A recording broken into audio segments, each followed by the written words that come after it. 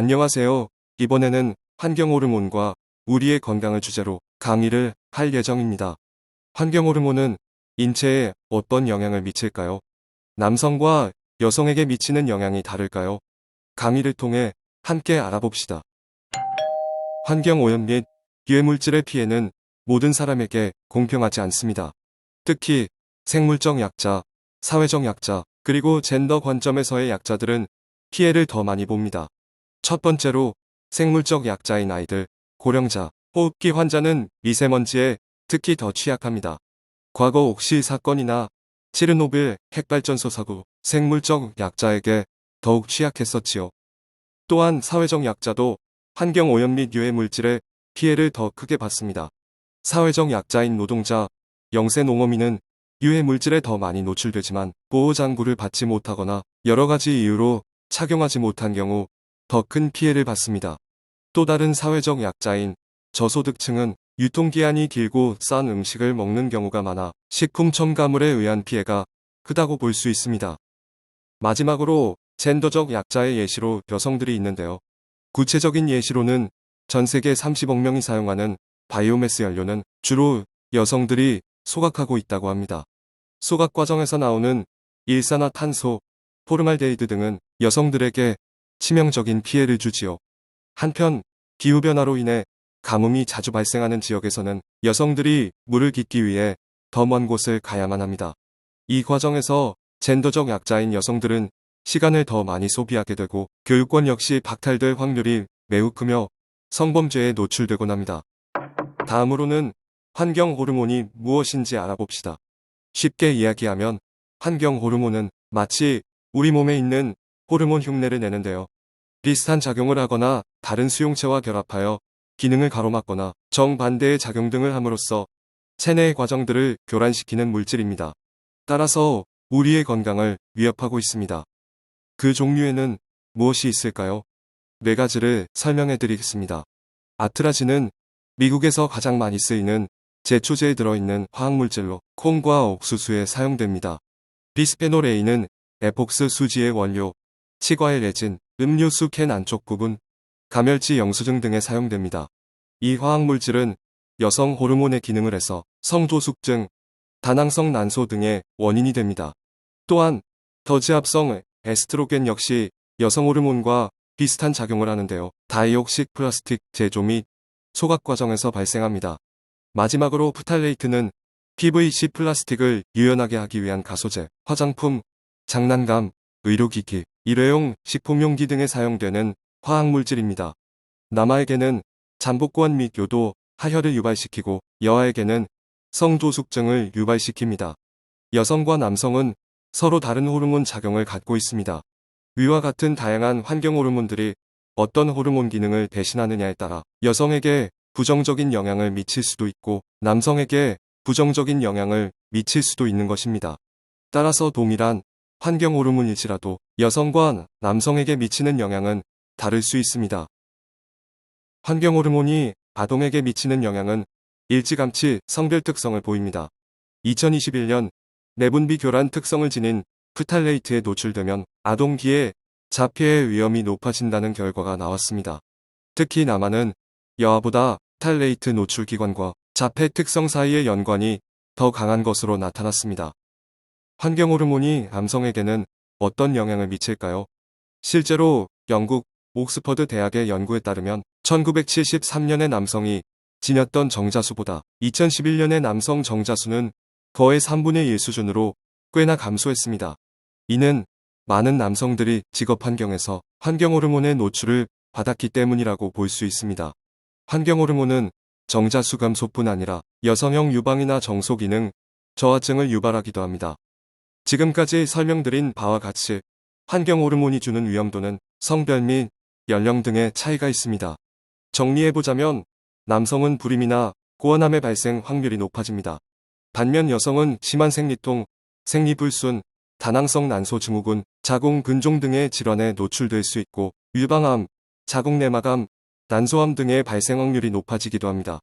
마지막으로 태아나 유아기에 환경 호르몬에 많이 노출된다면 생식기관이 제대로 발달되지 않거나 성조숙증, ADHD가 생길 수 있습니다.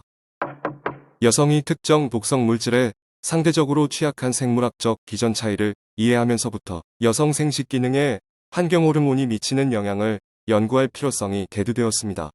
이후 여러 연구들에서는 임신한 암컷 동물을 사용함으로써 환경 호르몬의 영향 및 민감성에 대한 성별 차이 관한 연구들을 진행했습니다. 이처럼 우리는 계속해서 환경 호르몬의 영향들을 젠더 혁신의 관점에서 다시 보아야 합니다. 그렇다면 젠더 혁신이란 무엇일까요? 다음 장에서 알아봅시다.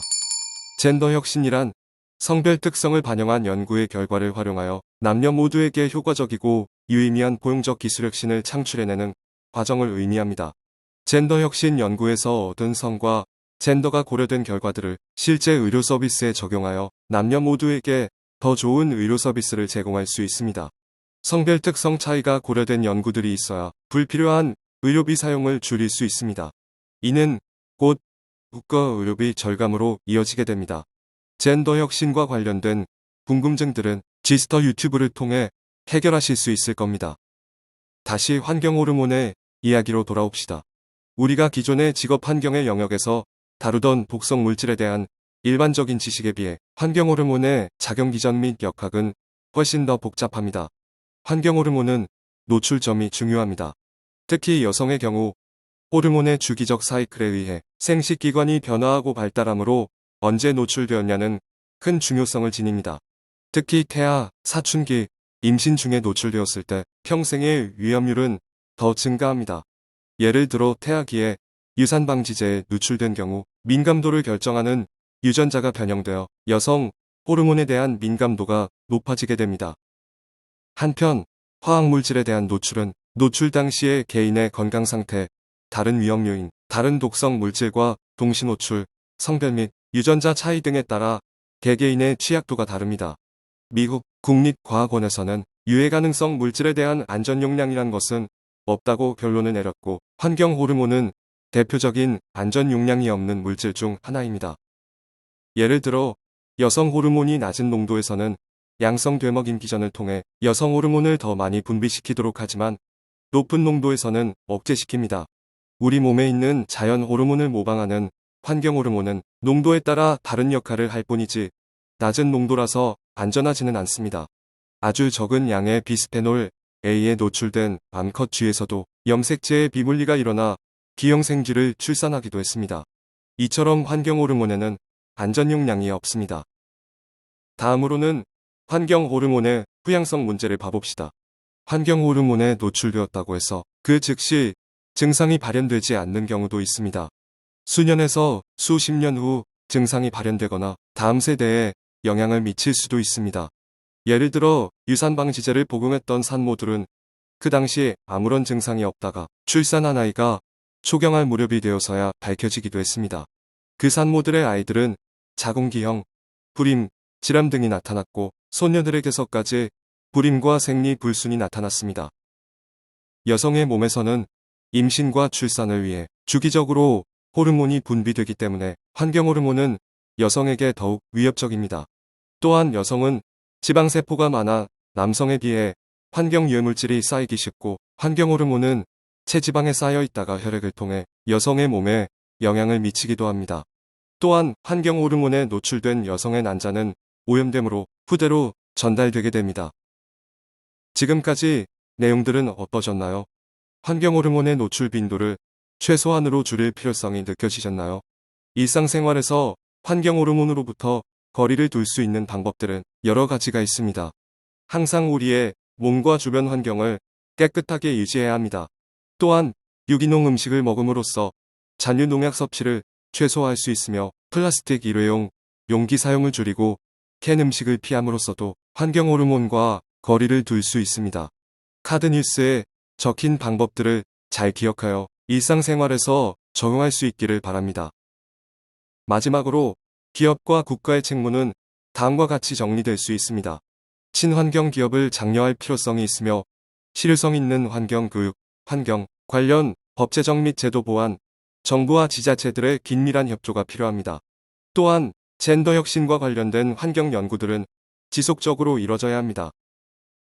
이번 강의를 들어주신 여러분들께 감사의 말씀을 전하며 강의를 마치겠습니다. 감사합니다.